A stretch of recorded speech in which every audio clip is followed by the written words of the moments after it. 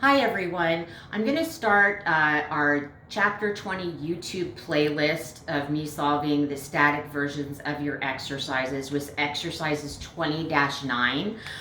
Remember that the static versions are the versions that you can either find at the back of the chapter in the textbook, or you can go on to Cengage. I have a Chapter 20 non-graded assignment that has those static problems in them. So once we go through these problems, you'll kind of have a template on how to do your homework problems, which are algorithmic, which have different numbers in them. You can either follow along on the computer and open up that ungraded assignment, or you can print it up like I do and take notes that way. So here's the exercise 20-9. And we're going to calculate out the contribution margin ratio and operating income for two different companies. All right, so again, I'll put the static exercise number up on the board. So this is exercise 20-9.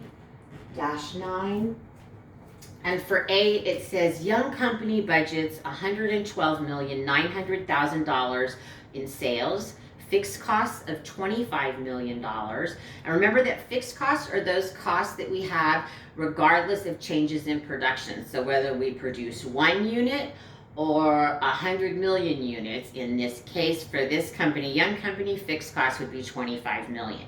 And variable costs of 66,611,000. So they want us to know what is the contribution margin ratio for young company. So the formula for the contribution margin ratio, contribution margin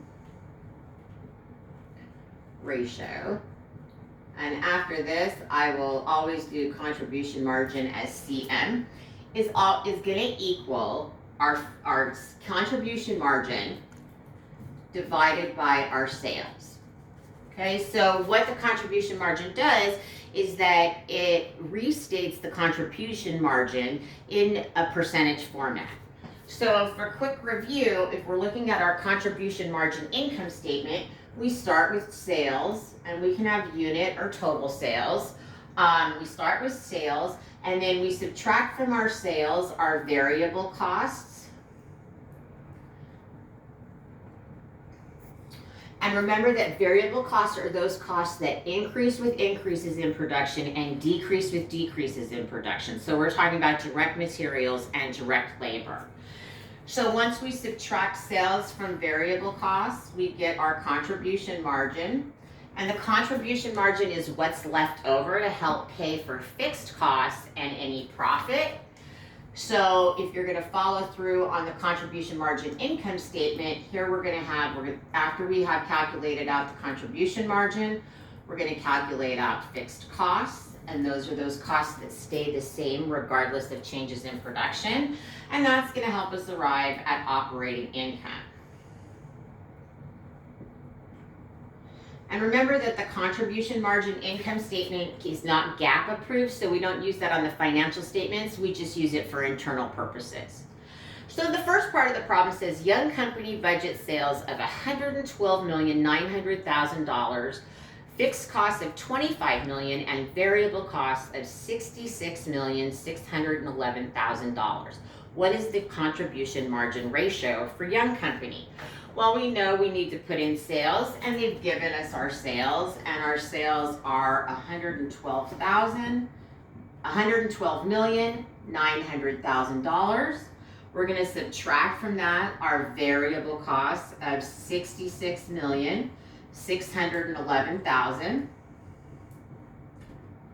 That's going to give us our contribution margin in dollars of $46,289,000. And we only have to go that far on the income statement in order to come up with the contribution margin ratio. So now we can calculate the contribution margin ratio using the formula above. So we know that we have the numerator is the contribution margin of $46,289,000. And we're going to divide that by sales. We were given sales of $112,900,000. So that's going to give us, That's going to give us a contribution margin ratio of 41%.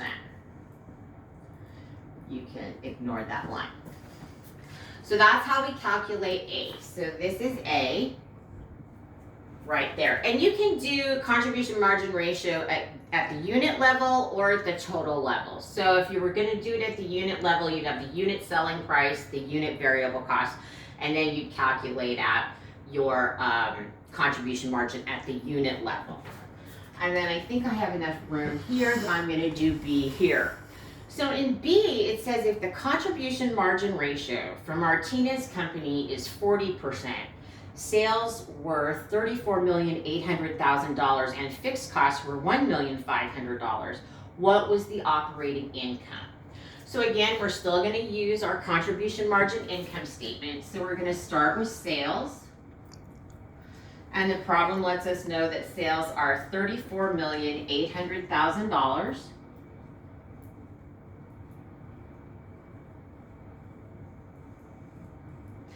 The next step is we need to subtract our variable costs.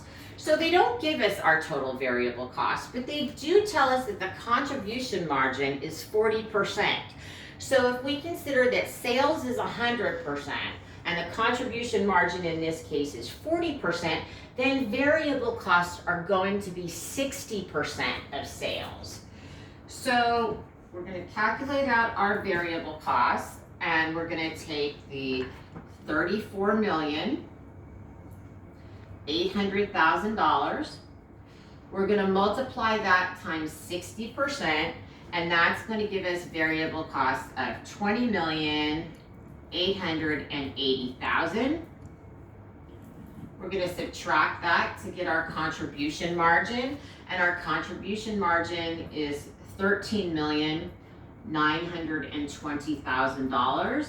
And if you wanted to do a check on that, you could take $34,800,000 and you can multiply it by 40%.